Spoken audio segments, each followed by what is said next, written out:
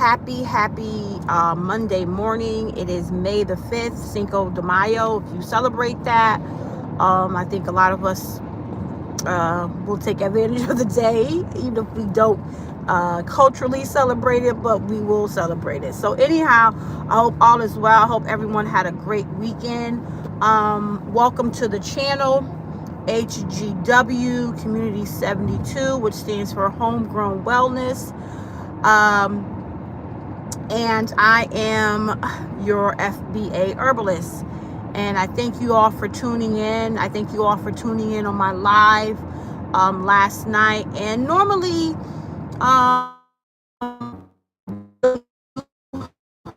lives, but to talk about real life issues. And I spoke to it a little bit last night on my live. And that I spoke to why, I stayed in the marriage I had been in for 14 years, yada, yada, yada. But I tapped into what I'm going to be talking about this morning. So, listen, if you are not a subscriber, please make sure you hit the subscribe button.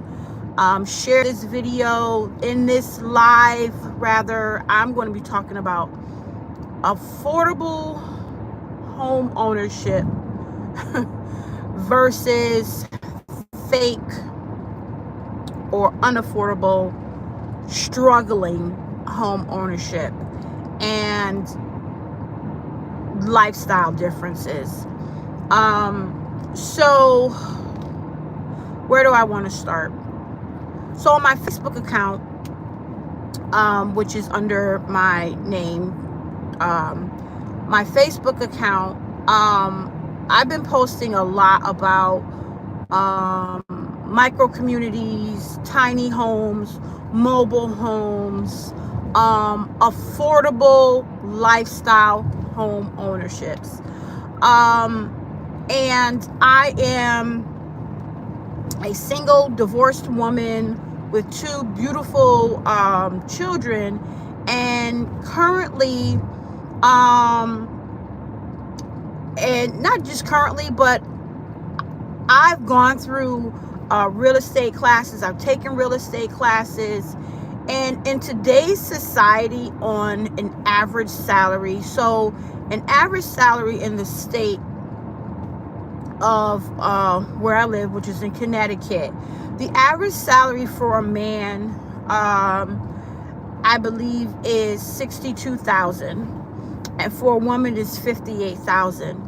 On those salaries, one cannot afford to be a homeowner and live a comfortable life, being able to pay for your mortgage, your taxes, usually car payment, groceries, living expenses.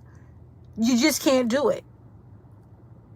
And not having to struggle.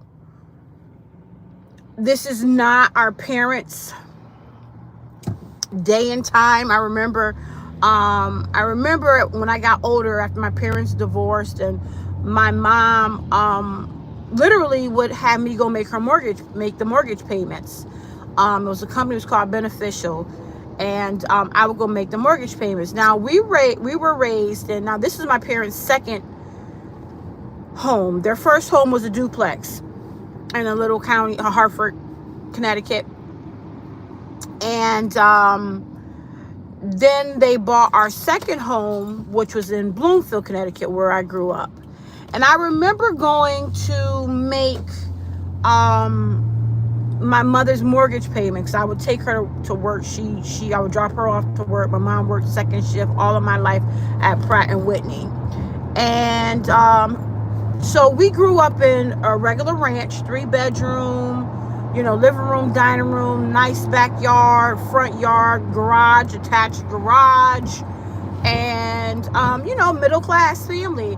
And my parents' mortgage, which they bought this particular home in 1978, the mortgage, or now my mother's mortgage, was $738. And And up until 2 years ago, my ex-husband and I, we had started, well, 3 years ago, it was actually, like 2021, we started looking actively to buy a home. It was getting crazy. We were being outbidded. It was just insane. Homes that in the town where we were looking, which was Bloomfield, Connecticut, homes under 1,000 square feet, ranches, like the one in which I grew up in, we were asking $275. $275. Nowhere near what these homes were worth.